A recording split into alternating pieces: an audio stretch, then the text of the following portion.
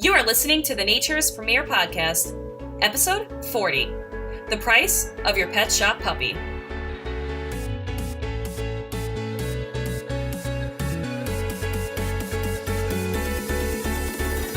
Here on the Nature's Premier Podcast, we talk about everything from bees to babies and sustainable living.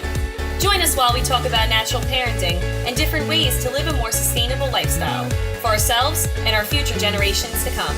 Now let's begin. Good morning, everyone, and welcome back to another episode here on the Nature's Premier Podcast. I am your host, Brooke Nichols, and I am beyond blessed to be here with you all today. I cannot believe we are at episode 40 now. Something about increasing in increments of 10 with the podcast really does make me sit back and reflect on where we started, on where we are now, and where we are heading.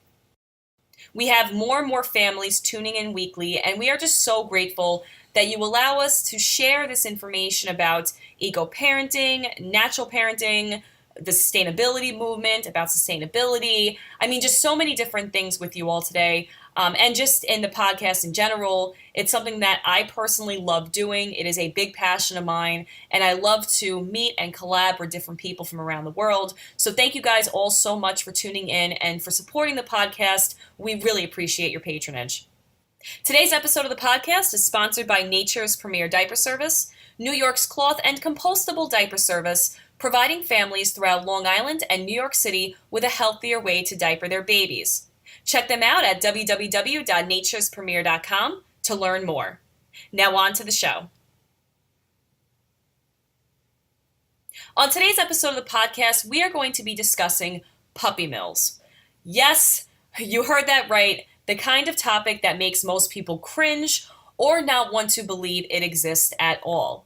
Now, I promise you guys I won't make this episode too long. I do want it to have it be easily digestible. This is a very deep topic, and I am going to really just touch the surface. But it is something that I really wanted to address today because as we are heading into spring, which I am ecstatic about, and I am sure many of you are ecstatic about if you live on the eastern part of the states.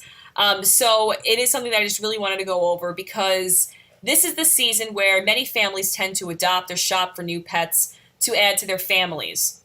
Pet shops are all over the place, you guys. We see them all the time, whether it's in malls, in stores, in flea markets, with absolutely adorable puppies and kittens bouncing and happily roughhousing in the window panes, waiting for their new family to bring them home. Many people do not consider adopting a dog or cat when they see these cute babies and wind up either buying from a pet shop or a local breeder. Now, we already discussed in a previous episode why it's always better to adopt over shopping for your new best friend, but we haven't discussed puppy mills, so I'm going to go over that with you today in hopes that it educates those who are not familiar with them, or maybe if you are familiar with them, you learn something new, because I am going to be sharing some statistics with you guys today. So puppy mills actually originated in the post-world era. By definition, a puppy mill is an establishment that breeds puppies for sale, typically on an intensive basis and in conditions regarded as inhumane. This is why many people boycott pet stores, myself included. This is why you see a lot of people protesting, because a lot of people don't realize, they're like, what's wrong with a pet shop? But we always talk about it on the podcast, wherever your dollar goes, that's what you're supporting. And if you're buying from these pet shops, you're directly supporting puppy mills. I mean, maybe there's smaller pet shops that, I don't know, sell puppies from other places, but generally the gross majority, if not almost all puppy stores, they get their puppies from puppy mills, unfortunately. So to give you a little backstory on puppy mills, like we said, it was originated actually in the post-World War II era. Midwestern farmers looking for an alternative crop reacted to a growing demand for purebred puppies, resulting in the development of the first commercial puppy business. As the business grew, both small and large retail outlets began to sell puppies through pet departments, which was a gigantic source of income for these puppy production factories, aka puppy mills, and what really catapulted sales for these kinds of businesses. At around the same time, not ironically, the first pet store chains were developed, especially as these puppy mills really opened up a new genre that we have not seen before. Now, many people may find it hard to believe today that at the time, the USDA actually promoted puppy mills by advertising that it was a lucrative and fail-proof business. So, being encouraged by the government, farmers started to pack dogs into chicken coops and rabbit hutches and aggressively sell puppies to pet stores and different outlets. The USDA estimates that there are between 2,000 and 3,000 federally licensed commercial breeding facilities in the US, and approximately 1,045 of these facilities being in Missouri, Iowa, and Kansas. The ASPCA believes that there are close to 10,000 puppy mill breeders. However, with that said, the majority of these breeders are either not properly licensed or not required to be licensed because they operate on a smaller scale.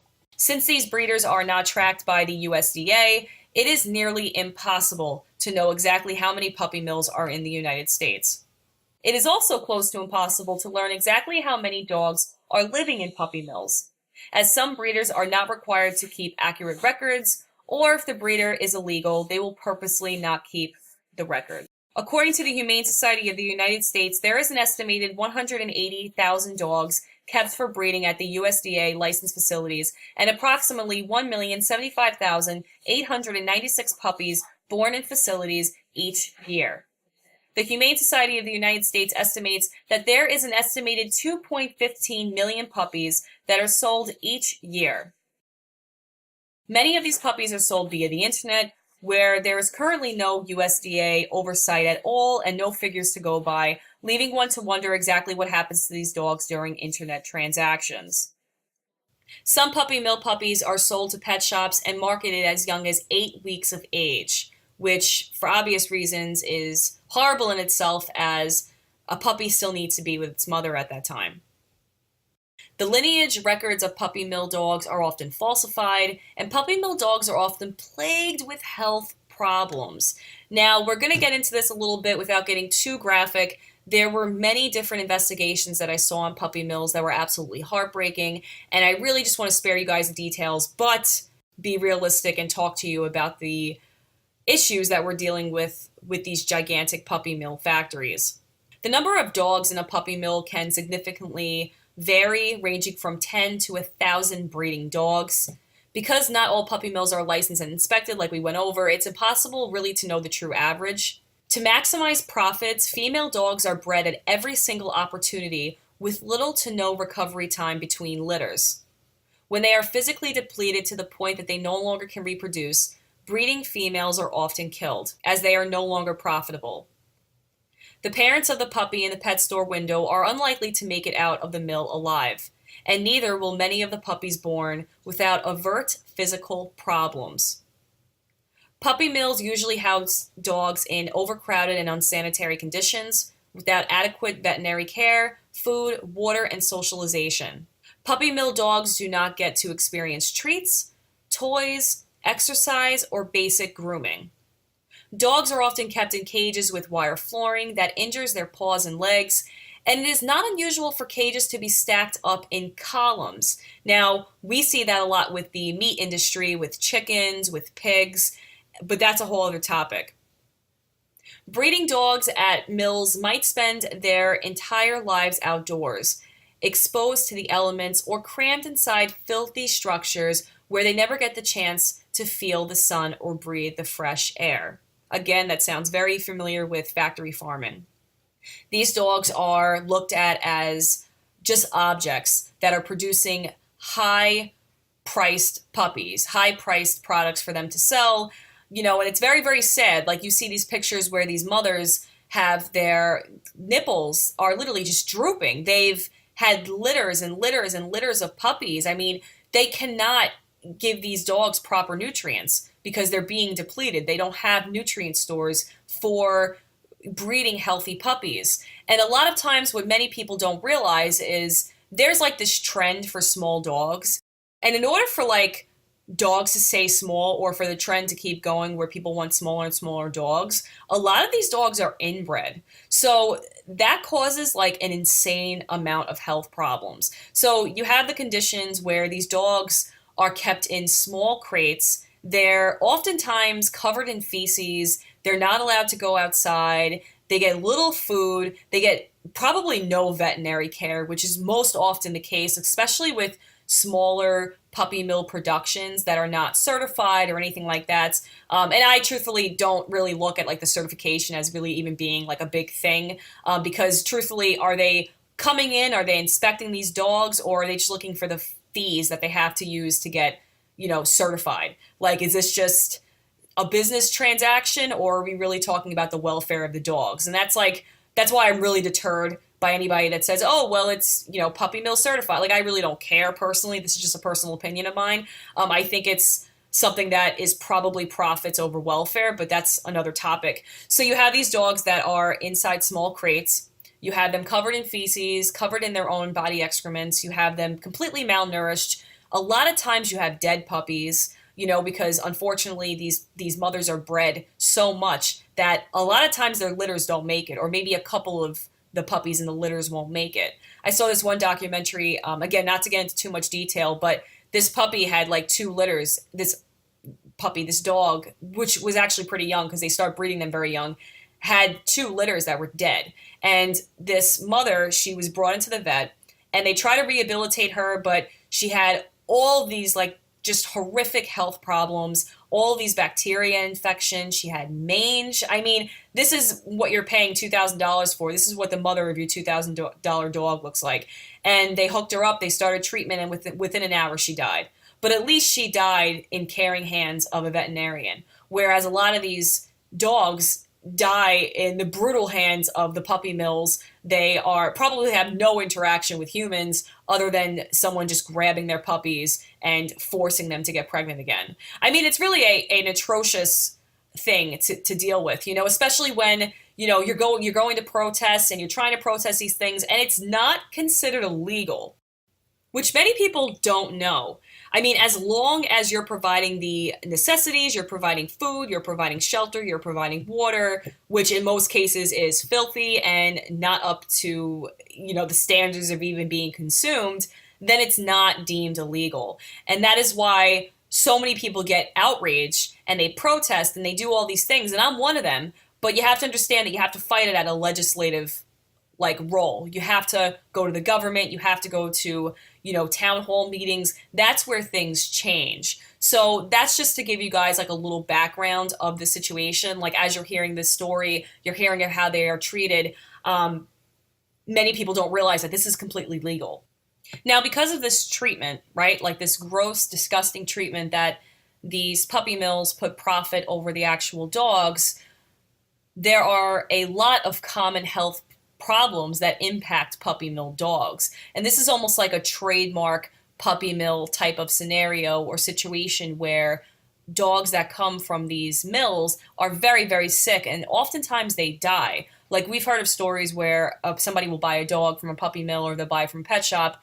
I don't think you actually buy them from the puppy mills. They sell to outlets and stores and things like that, these major pet stores that I'm not going to name. But you'll see a couple weeks later, they'll die. I mean, this is very, very common, or they'll have a lifelong condition that my dog has. So yes, illness and disease are very common in dogs from puppy mills.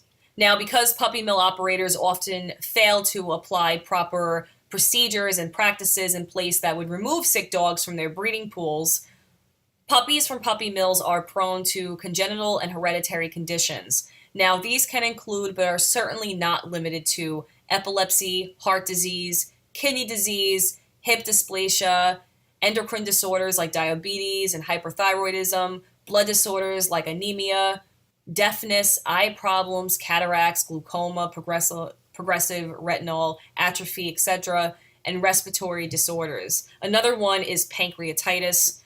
And on top of that, puppies often arrive in pet stores and their new homes with diseases, including the parvovirus, distemper, upper respiratory infections, kennel cough, which is extremely deadly, like the other ones, pneumonia, mange, fleas, ticks, intestinal parasites, heartworm, and chronic diarrhea.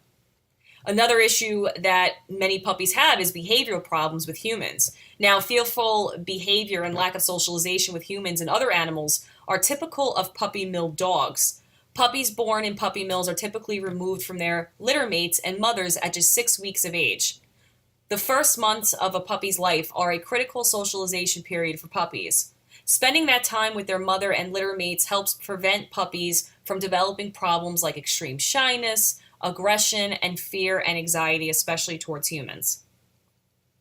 I mean, the list goes on and on and on. These dogs are extremely unhealthy. They are abused from the womb. Their mothers are abused. I mean, I would be hard pressed to find a puppy mill, especially in the areas that we stated earlier, that is running the mill as like a humane operation. I mean, it's just a very, very sad situation. And again, not to bring it back to the factory farming, but everything is, intertwines with one another, like we talk about on the podcast. So I'm going to stay true to that. One thing affects the other. And we see this industry that use animals for profit as always being extremely inhumane. I mean, what's happening to the cows is happening to the chickens, is happening to the pigs, is happening to the dogs, is happening to the cats. I mean, we even touch on the whole cat culture.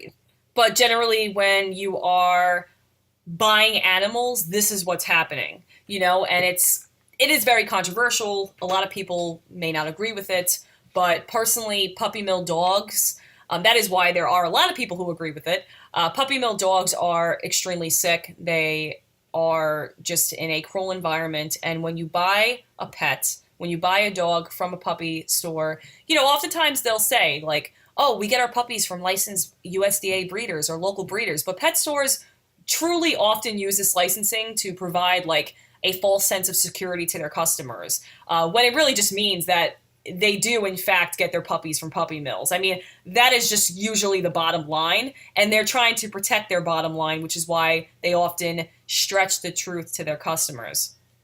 Now, again, being registered and having papers literally means nothing more than the puppy's parents both had papers. And a lot of times those papers, like of their breeds, are often doctored, they're faulty, they're not genuine. You have breeds mixing with other breeds. We talked about the inbreeding. I mean, there's just a lot going on there. And many registered dogs, as well as pedigree dogs that you see in these shows and whatnot, they're sold in puppy mills. The only way you can be sure that a puppy came from like a reputable, quote unquote, reputable source is to see where he or she came from yourself. Now, any puppies sold online, often, 99% of the time, directly come from puppy mills. Like if you can't go there and see where the puppy's coming from, see where the puppy was born, don't buy the puppy. Now, responsible breeders would never sell to someone that they haven't met, because they want to screen potential buyers to ensure that these puppies are going to good homes. Now, this touches on a topic that I'm not going to go too much into because I know many people have purebred dogs and they support breeders and things like that.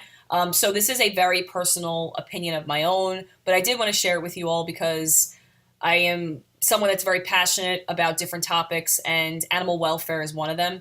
Aside from, children and parenting and things like that, I have a very soft spot for animals of all kinds, of all walks of life. I mean, I can tell you a funny story about saving a mouse and having this mouse go on deliveries with me in the beginning days of the diaper service. I mean, just really silly things, but that's just the person that I am. So I want to share this take with you all, just in case you haven't heard it before.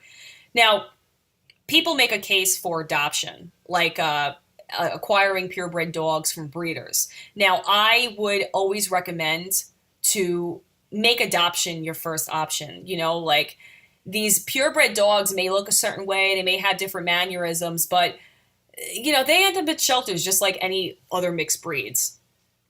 I mean, what a lot of people don't realize is there's breed rescue groups that exist for just about every single breed possible. So if you really want, let's say like a Yorkie, like a Yorkshire Terrier, there's a breed rescuing group where you can adopt a Yorkie that has been surrendered or that had any issues or something like that, was part of a rescue hoarding situation, which is also very common, people hoarding these animals in their homes. But you could find that instead of like buying it from an actual breeder. Now, there's a lot of hardcore animal activists that are going to say that there's no responsible breeders. And I tend to agree on the one foundation that breeding is, every time you buy a dog, you're killing a shelter dog. We have a severe overpopulation pet problem. I mean, I discussed this in length in the other episode, and I'm not going to get into it in this one, just to keep it a little less long as the other one, which was like 45 minutes. But we have an overpopulation issue. So if there's rescue groups for breeds that you like, I mean, you can certainly go to the rescue group. But I am going to be realistic and understand that certain people want certain breeds and you know what you want type of situation. But I just wish more people would open the idea of adoption. You know, there are so many people that adopt dogs from shelters and they have their dogs for many years. They become their best friends. I am someone that adopted a dog from a shelter, and it's just heartbreaking to know the statistics of how many dogs die every single year. And again, we went over that in the past episode about, just adopting and not buying animals.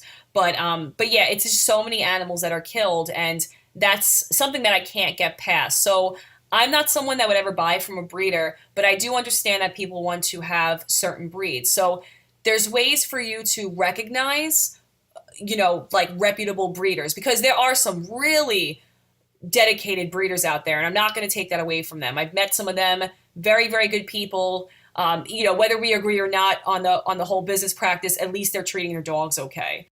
And these dogs are being fed properly. They're having veterinary care, which is huge because unlike puppy mills where they get barely any veterinary care, if any at all, these dogs are well taken care of. So, it's just important to find reputable breeders in your area.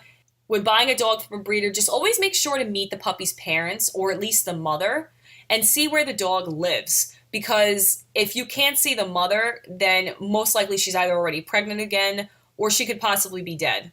Or she could be very sick. And that's the heartbreaking reality of buying animals. It just is what it is. Also, never meet a breeder in an off-site location. Always meet like where they are, at their home. Generally, that's where it is. So just meet them at their home or somewhere else that they have these puppies. And never have a puppy shipped to you sight unseen. I mean, that's how you can avoid puppy mills. That's like a big way you can avoid puppy mills. And the biggest way, of course, again, is adopting from a shelter. Go to a shelter, see these animals. They have puppies there all the time, and it's so sad when you see a puppy that's growing up in a shelter. And oftentimes they can't grow up in a shelter because there's no room. So they're often euthanized at a very young age. Now, fortunately for puppies, I guess it would be fortunately for puppies and unfortunately for older dogs, people look for younger dogs because they probably fear that there's like problems in the older dogs. They can, raise the dog as they want, with the mannerisms and the training that they can give it. It's just a lot easier, I guess, of course, which makes sense, like humans and babies and, raising a baby the way you want and things like that. But it is very sad because these older dogs that have a lot of life to give, especially if they get a second chance, you always hear that too. These dogs that get a second chance before they're being euthanized and someone comes in and saves them, they're forever grateful. So it's just something to consider. Again, this isn't to like bash breeders. This is to certainly bash puppy mills because as an activist, as a mother of 3 daughters, I just have a lot of compassion towards these mothers in these puppy mills, towards the fathers too. I mean, who knows what's happening with them? They're getting killed as well. Once they're done, once they're used and abused, they're killed, or God knows what else happens to these animals. And these puppies are being sold for very high prices. They're very sick, and they're often taken away from their mothers, always at a very young age. It's just not something or practice that you really want to support. Now, I did really want to touch on, before we end this episode, about PUPS Act and the new rules. So this is some very good news about puppy mills and the progression towards really starting to curb their sales so the industry as a whole is forced out or forced to become more humane. Citizens and animal welfare organizations have worked for years to help these animals, and some public officials are now listening. Congressman Jim Gerlach in Pennsylvania, co-sponsored by Congressman Sam Fair in California, and supported by Senator Dick Durbin in Illinois, introduced a bill entitled the Puppy Uniform Protection and Safety Act on February 27th in 2013. In essence, the PUPS Act closed the so-called internet loophole for those breeders that sell puppies via the internet, mail, or by phone, and who are not subject to the same regulations that govern traditional breeders. Now, this bill calls for high-volume commercial breeders, which is any given person who breeds more than 4 female dogs and sells the puppies online, by mail, or over the phone to be federally licensed and inspected on a regular basis in the same way as traditional commercial breeders. Now, this bipartisan collaboration resulted in a new USDA rule that mirrors the PUPS Act.